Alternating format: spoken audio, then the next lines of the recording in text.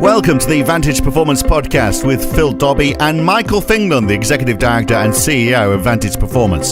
Today, 5 ways to improve your banking relationship. Isn't it about time that you started relating to your bank in the same way that you do with your clients and hopefully your suppliers? After all, isn't your bank just as important when it comes to the continued smooth running of your business? That's today on the Vantage Performance Podcast.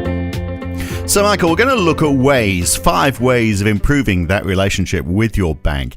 And I guess, even though it's just as important for small and big businesses to have that relationship, I suspect it's the big businesses that are doing it better than the smaller businesses, because smaller businesses have less reason to have regular contact with their bank. That's right, Phil. Large businesses tend to spend more time working on their banking relationships and their shareholder relationships, particularly if they've got venture capital, private equity involved. And we're really covering that broad topic today because they spend more time on it because they understand more clearly the strategic benefit of developing really strong banking relationships. Plus, they've got more time to devote to that big picture thinking and strategizing. Whereas your typical SME business owner, as we all know, is running, sun up, sun down, and they can't see the immediate benefit of developing strong relationships with the bankers, so they put that off. Whereas, a larger business tend to think more long-term, strategically long-term, and put the hard yards in now, knowing that it will pay off when you need it to. Whereas a typical business owner, they flip-flop from one crisis or one opportunity to the next, and they're looking for that short-term feedback. So the 5 points that we're going to cover off today, I mean, do they apply just equally then to the larger business and to the smaller business? Equally, Phil, and as you know, we're a big part of our model is we're seriously overweight on stakeholder management. That's one of our fundamental core 3 things that we do, whether we're working with clients in sort of really super rapid growth phase and they've got operational and sometimes funding challenges, whether they're sort of plateauing and they need a strategic shake-up to get them going again, or they're in that turnaround mode. It's more important to a point on the turnaround side of things because you're having to rebuild confidence and not just build on the relationship, but super critical no matter how large or small your business is. Easier to build that confidence, of course, if you've already got that established relationship. So let's work through these 5. And your first point is provide no surprises. Make sure that you're treating your relationship manager within your bank as you would your business partner. Absolutely. I mean, it sounds easy, but so few business owners get this right. I mean, when you're the relationship manager or a private equity firm and you've just had a significant new facility approved, you are, and this is what a lot of business owners don't understand, the relationship manager has put their name on this. Their credibility is riding on it, particularly if they've funded you or they've extended your facilities in a situation where there are some risks around your business, your industry. So there is a lot of personal credibility riding on every deal they do. And to maintain that confidence, and confidence is a big thing we always talk about, if you want to maintain that confidence or you need to rebuild that confidence, there has to be a notion of no surprises. It's one of our fundamental philosophies and business practices here. And it's what we say to a financier when we first talk to them about a client they might have, is that, one of our promises is there'll be no surprises. There's a reason why only 5 to 10% of businesses ever survive into the long term and thrive. And this is one of the fundamental laws underpinning that is developing strong stakeholder relationships and keeping them across what you're going to do, which sort of brings us on to the second point, which is ensuring that the bank sees your strategic clarity. Of course, for the bank to see your strategic clarity, you've got to have that strategic clarity in the first place. Yeah, that's right. I mean, a bank manager or investors or private equity venture capital, they're looking for you to really understand your business. And the only way you can really convey that without spending hours and hours and hours and hours and hours with them is to see the output of their strategic thinking. And that is a really concise 1-page strat plan. That's why we've done this talk before. If you can get it onto an A3, onto 1 page, and we're big fans of 1-page everything to a fault, is to get it onto 1 page. It means you've got it. You've distilled it. It's clear. It's not fuzzy. You don't need a 30-page strat plan, because a 30-page strat plan just tells me that you're trying to fill it out, and you don't really have the it's a dumping ground for information. It's a dumping. Yeah. It's good. I'll use that if I may. Yeah, it is. It's strategic clarity. Can you distill your plan onto one page? So if someone has just met you for the first time, they can see exactly what your why, your purpose is, how you're going to go about bringing your why to life, what your key strategic initiatives are, your goals, the KPIs you're going to measure to know if you're on track, off track, what your key selling points and unique point of difference. If you can get all that onto one page, you've got it. So that just, again, it builds confidence. And I'll keep coming back to confidence because this is what business is all about. Whether you're in fast growth or in turnaround mode, confidence is key.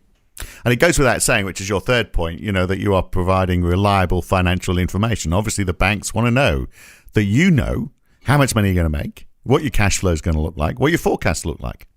Yeah, and have you got the right mix of lead and lag indicators? Right. This is another thing. This is, again, the 5% that really make it and thrive. They have really good financial visibility on their business. They know where they're making money, where they're not, what does the next 2 weeks, the next 3 months look like, as well as the longer term vision.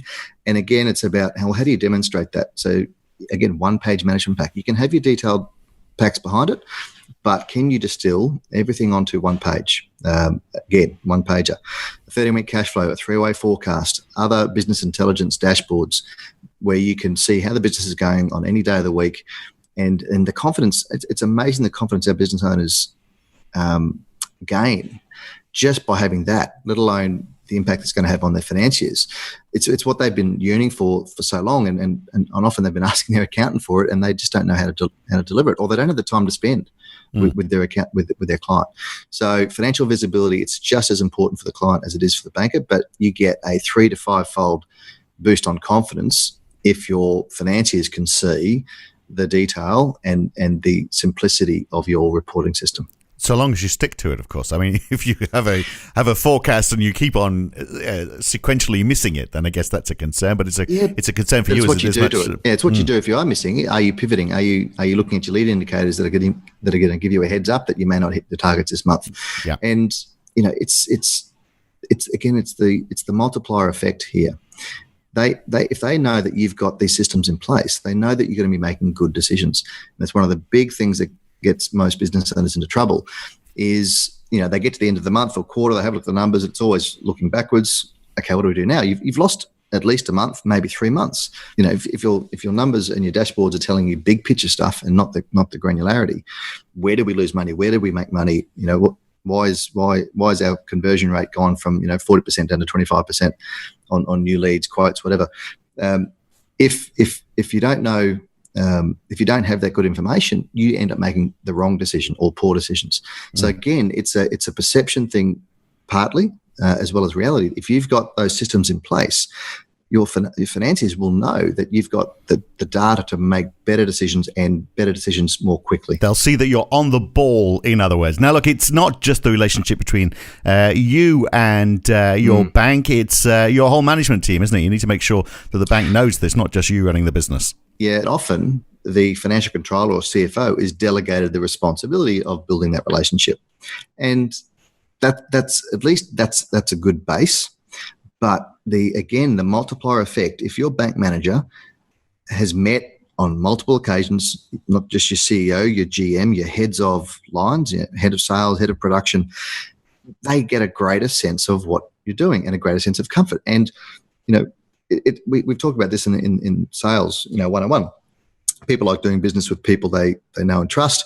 If you've developed a level of relationship where your bank manager trusts what you're telling them, and they're not just hearing it from the FC, but they're hearing it from multiple angles. When you need that relationship to go above and beyond for you, that's when it's going to pay off. Yeah. And if you're seeing experts, if they see, well, these people really know their area and they understand that they're experts, then that gets back to the whole confidence thing. Absolutely. So you've put the final point is developing a personal relationship. So, going further, I'm just wondering in what way? Are we talking about having lots of being very careful here. Do we talk about lots of long lunches in the old-fashioned way, how do you extend that relationship beyond, the formal meetings that you have? For the way we look at this is treat it like, sales 101, and I was alluding to it before in the fourth point. People like doing business with people they know, that they trust, that they understand, and they know a lot about their personal lives. So get to know their names of your bank manager's kids, and vice versa. Your bank manager is going to be doing this in reverse. If you give them the opportunity, they'll want to develop a good relationship with you, and they'll want to know these things in reverse. So to do it back to them, understand, and you've got to be genuine about it though. But generally, demonstrate that you care about the bank manager, because I can tell you what, it can be a pretty lonely job as a bank manager. So if you're one of those few, again, the 5% that genuinely are interested in the bank manager, it'll pay off tenfold. So understand what they do. What do they do outside of work? Do they play touch footy, cricket, footy, whatever? Do they go to concerts? What are the kids' names? What do they do? What are their birthdays? Understand that. Treat your bank manager as if they were a customer, because they are. You are. The bank manager is giving you funding which you need to grow your business or to turn your business around. Treat them the same way. Yes. All those things that you do to try and keep a lead warm, a prospect that you might try and develop strong relationships. It's think about it. Sales 101. If I had my top 20, 30 A referrers or A type customers, they should be in there. Everything that you would do to keep your top 20 customers, loved and warm and feeling like that they mean the world to you. Same thing with a banker. Put them on that list. Again, it'll boost confidence, and when it comes time to really lean on that relationship, it'll pay off. Yeah, because bank managers need to be loved too. There's our thought for the day. Appreciate your time, Michael. It's been very useful. Cheers, Phil. It's all about making you and your business memorable and instilling that feeling of confidence. So when you need help, you are more likely to get it. Makes sense, as always, with Michael Fingland. Now, next time, beware the insolvency practitioner who doesn't follow through with the important next phase. We'll be talking about that next time on the Vantage Performance Podcast with Michael Fingland. I'm Phil Dobbie. We'll see you then.